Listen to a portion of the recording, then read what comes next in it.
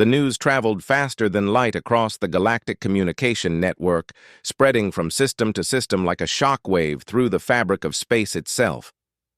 On 1,000 worlds, in 100 different languages, the same impossible message was being received. Humanity had returned. In the crystal palaces of the Zephyrian homeworld, Emperor Kithara the Eternal stared at the holographic reports with disbelief that slowly transformed into rage.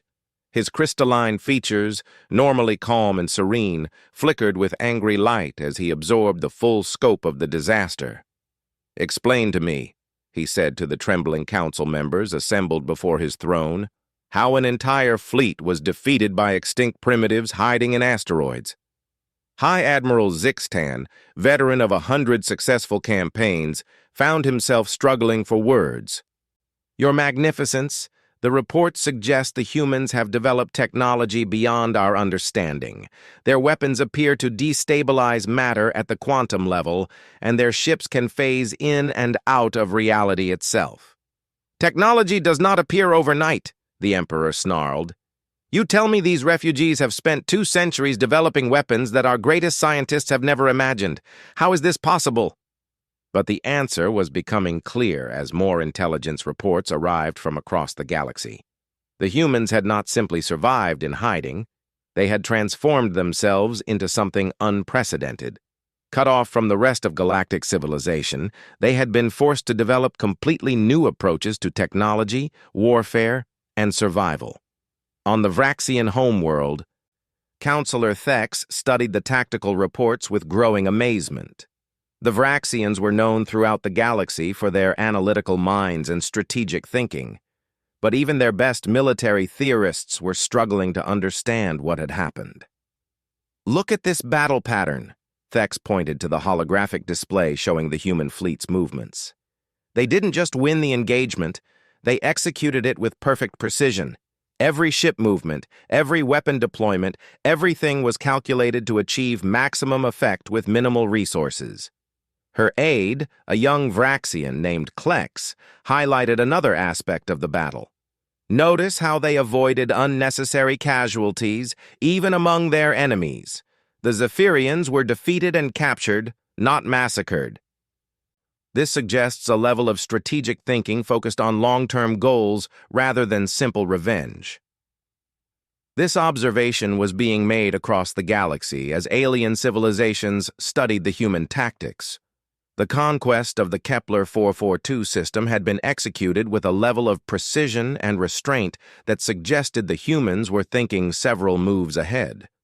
But the real shock was yet to come.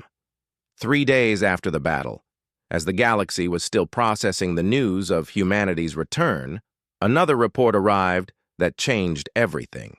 Long-range scouts had detected massive construction activity in the asteroid field that had concealed the human colony. What they found defied belief. The humans had not just built a hidden base, they had constructed an entire civilization.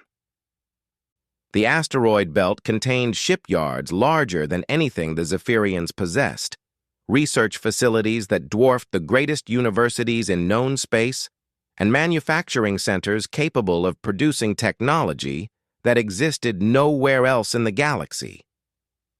"How many of them are there?" whispered Ambassador Felnix of the Stellar Federation as she studied the reconnaissance images. The Stellar Federation represented over 40 different species, and their combined intelligence services were among the best in the galaxy. But they had completely missed the existence of this shadow civilization. The answer, when it came, was staggering. The human colony that had started with a few thousand refugees had grown to a population of over 10 million. They had not just survived in the asteroid field, they had thrived, creating a society that was both hidden and incredibly advanced. Dr. Elena Vasquez, now revealed as one of the galaxy's greatest scientific minds, gave an interview that was broadcast across civilized space. Her words sent shockwaves through the scientific community. "We had no choice but to innovate," she explained calmly. "When you're living on the edge of extinction, you can't afford to follow conventional thinking. Every breakthrough had to be practical, efficient, and immediately useful. We couldn't waste time on theoretical research that might pay off in centuries. We needed solutions that would work tomorrow. The interview revealed the secret behind humanity's technological leaps. While other civilizations had advanced through gradual refinement of existing technologies, the humans had been forced to develop completely new approaches to fundamental problems. They had solved challenges that other species had considered impossible simply because they had no alternative. On the trading world of Nexus Prime, merchant guilds held emergency meetings as the implications of humanity's return became clear.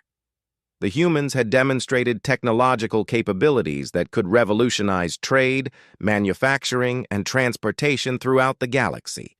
But they had also shown that they possessed the power to challenge any existing government or trading monopoly. "They've changed the balance of power," observed Guildmaster Torvin, whose species had dominated interstellar commerce for over 1,000 years. "If their technology is real, if it can be replicated, then every assumption we've made about galactic economics needs to be reconsidered." But the humans were not interested in sharing their technology freely. Captain Chen, now recognized as the leader of the returned human civilization, made their position clear in a message broadcast to every major government in the galaxy. "For 2 centuries, we have watched the galaxy continue the systematic elimination of species deemed inconvenient or unprofitable," she said, her image appearing on screens across hundreds of worlds. "We have seen worlds stripped bare, populations enslaved or eliminated, and entire civilizations erased from history. This ends now." The message continued with demands that shocked the galactic establishment.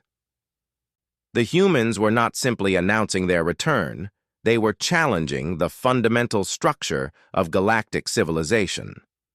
"We demand the immediate liberation of all enslaved populations, the cessation of strip mining operations on inhabited worlds, and the recognition of fundamental rights for all sentient species. Those governments that refuse these demands will find themselves facing the same fate as the Zephyrian fleet in the Kepler system." The audacity of the ultimatum left galactic leaders speechless. A civilization that had been hiding in asteroids for 2 centuries was making demands of the most powerful governments in known space. It seemed impossible, except for one crucial fact. They had the power to enforce their demands. Emperor Cathara's response was swift and predictable. "Mobilize the 2nd, 3rd, and 4th fleets," he commanded. "These human insects will learn the price of defying the Zephyrian Empire. We will turn their asteroid hiding places into cosmic dust." But even as he spoke, intelligence reports were arriving that complicated his plans. The humans had not limited themselves to a single hidden colony. Deep space reconnaissance had detected similar construction signatures in 17 other star systems, all previously thought to be uninhabited or of no strategic value. "Your Magnificence," Admiral Zixtan reported with barely concealed fear, "it appears the humans have established multiple colonies throughout the galaxy. Each one appears to be as well defended and technologically advanced as the Kepler system." The Emperor's crystalline features darkened as he realized the scope of what they were facing. The humans had not simply survived, they had spread across the galaxy like a hidden network, building their strength in places no one had thought to look. On Earth, now cut off from its lost colonies for centuries, the news of humanity's return sparked celebrations and panic in equal measure. The homeworld had survived the initial wave of galactic persecution, but barely. Now they were receiving messages from lost colonies that had not only survived, but had grown into something unprecedented. Admiral Sarah Martinez, commander of Earth's remaining defense fleet, studied the quantum-encrypted messages arriving from the Kepler system with growing amazement. "They're offering to share their defensive technology," she reported to the United Earth Council. "But they're also warning us that accepting their help means joining their war against the galactic establishment." The choice facing Earth was the same one facing dozens of other human colonies scattered across the galaxy. The hidden civilization had grown powerful enough to challenge the greatest empires in known space. But doing so would mean abandoning any hope of peaceful coexistence with their alien neighbors. As news of the human ultimatum spread, other oppressed species began to take notice. On worlds where alien populations lived under the thumb of galactic empires, secret meetings were held and forbidden communications were sent. The humans had proven that it was possible to resist the established order and win. The Corvin resistance on Epsilon Eridani sent a coded message expressing their willingness to coordinate with human forces.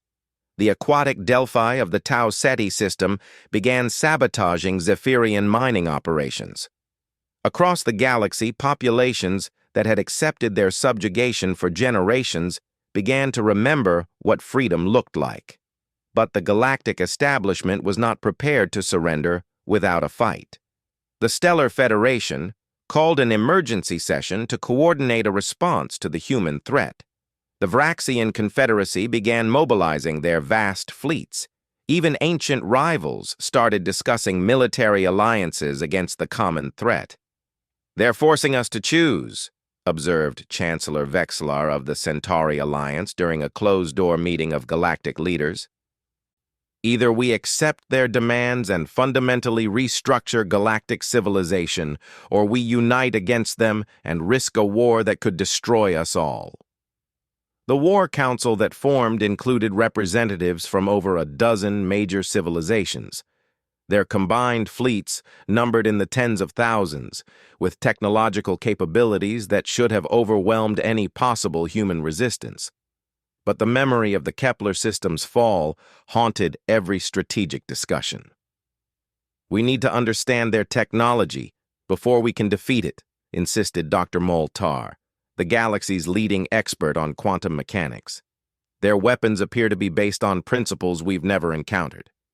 Until we can develop countermeasures, any direct confrontation could end the same way as Commander Veltar's fleet." But time was not on their side. Reports were arriving daily of human ships appearing in systems across the galaxy, always demanding the same thing: liberation of oppressed populations and an end to exploitative practices. Some governments complied immediately, terrified by what they had witnessed. Others began preparing for war. The galaxy was dividing into two camps, with humanity standing as the catalyst for a transformation that would reshape the balance of power among the stars. After 2 centuries of hiding and planning, they had returned not as refugees seeking shelter, but as the architects of a new galactic order. Captain Chen stood on the observation deck of the newly constructed station that would serve as the capital of the growing human confederation. Around her, the asteroid field buzzed with activity as construction crews worked to build ships and facilities that would support their expanding operations.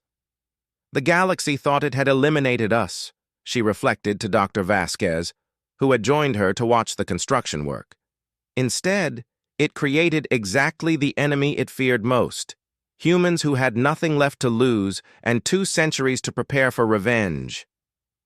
The galaxy was about to discover that humanity's gift for survival was matched only by their capacity for reshaping the universe around them. The age of human extinction was over. The age of human expansion had begun.